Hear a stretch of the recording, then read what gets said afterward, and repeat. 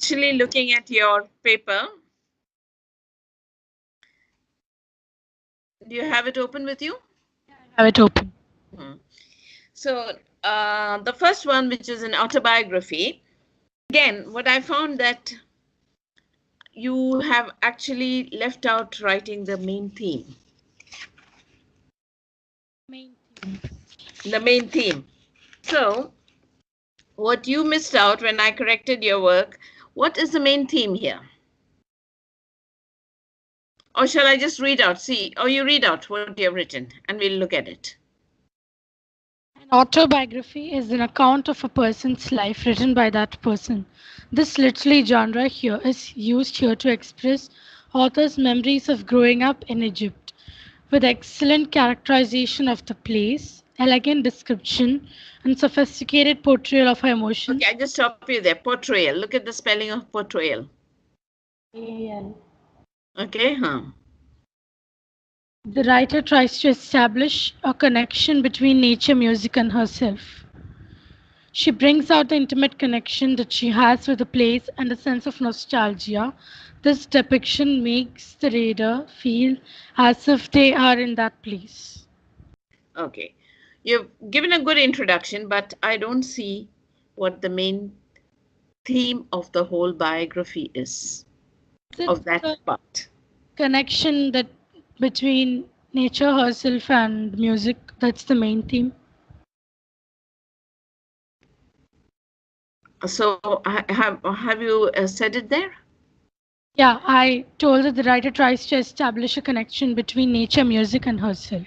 So what did I tell you? Your theme is now mixed up in the middle of your paragraph. Okay, yeah. Right?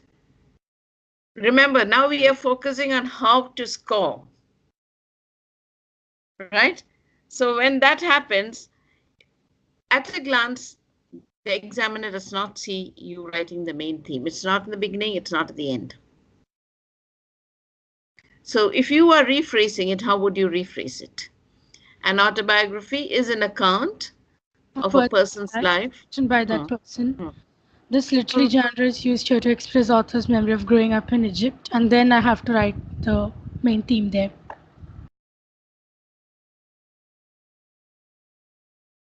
I'm really going to take another lesson, total lesson for you for summary, and we are going to work on doing a summary.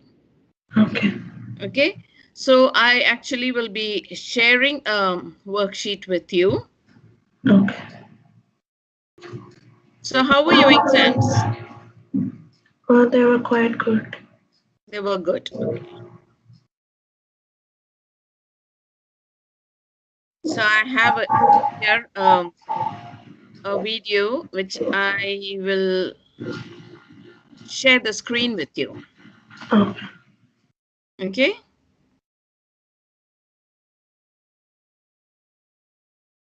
Okay. So you can see it. Are you able to see the screen? Yes, ma'am. So now here, what exactly, you must understand what a summary is. Summary you have to use for different things. Like you see, you're asked what is to give you a summary for it, right? Yeah. So when that is going on, what happens is sometimes you just talk about it in 2 lines. You ask a kindergarten child to talk about it. The kindergarten child will go to details like she opened the door and came in, right? But if I ask you, you would most probably say it was basically a fight between Shah Rukh Khan and someone else, right? Yeah. Shah Rukh Khan, I think, is actor, right? Hindi actor, and someone else. Basically, you would just say that. And at the end, their families join together. And that would be your summary. But, and maybe if you're asked to, like when I asked you to give me a summary about Treasure Island, you told me about Bill the sailor, right? Yeah. But when you are doing a literary summary, or rather, before I talk about summary, let me give you a clear difference between a review and a summary. Yeah. A review will have a synopsis of what the book or the movie or whatever you're talking about, and it will have your opinion. A reviews always have an opinion. Now, in the case of summary writing, it is not that. It does not give, you have no opinion there. Okay? Yes. And what you're doing is you're taking out the main points. Yeah. So before you write a summary, you have to look at what is the passage, the idea of the main idea of the passage. Normally, in literary terms, you will say what is the thesis of the passage. That is, what is the author trying to tell you? So once you have that done, then you start taking down all the main points in each paragraph. Okay? That helps you to make your summary, because summary can be a paraphrase, but it cannot be a cut and paste. It should never be a cut and paste.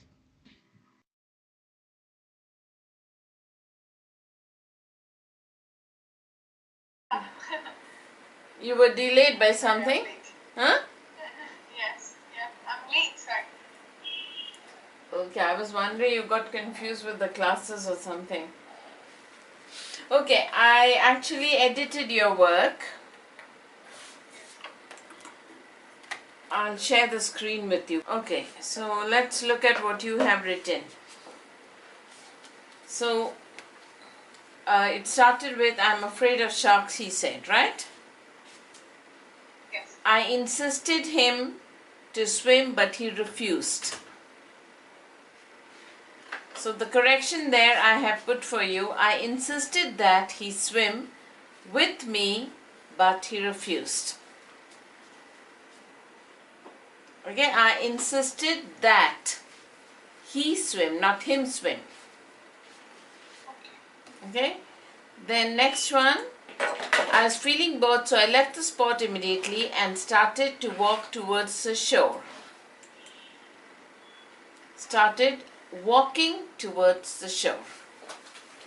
Okay, it was a sunny, bright morning of spring.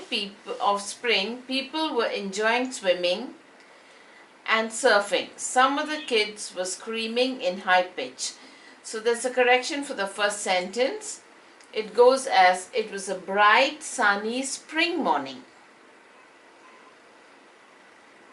So you see how the words, it has to be placed. Not offspring, spring morning. Full stop. People, it's a different thing, right? So let's make it a smaller sentence. People were enjoying swimming. Look at the spelling of swimming. And ing, okay? I-N-G. And surfing. Then some, full stop, very important. Some of the kids were screaming at a high pitch. Okay?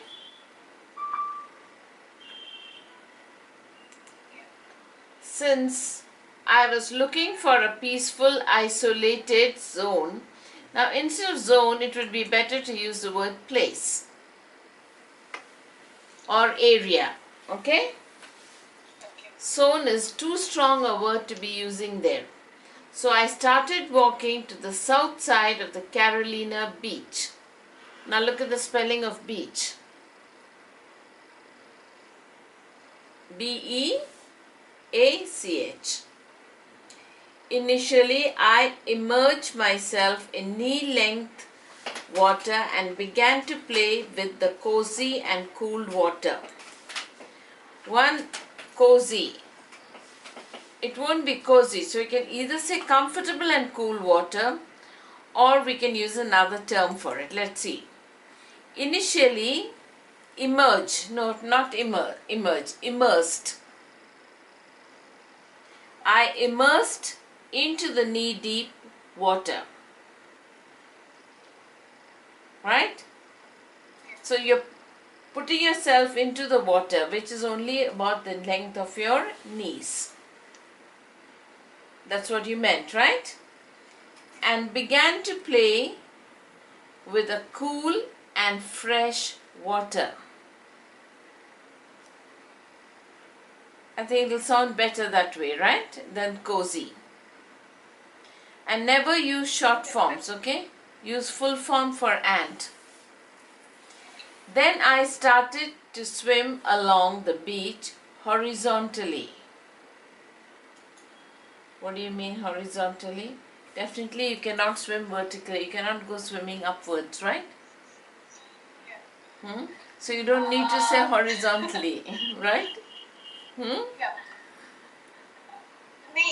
I meant to say I just crossing across the beach in this way and that way. Perpendicular. So actually, I started swimming along the beach, meaning you're swimming in parallel to the beach. Yeah. Yes, Okay. Yes. So that is enough. You don't need to say horizontal or vertical. And again, making a perpendicular being away from the shore. Okay, so let's say and made, we can change it to and made a perpendicular turn away from the shore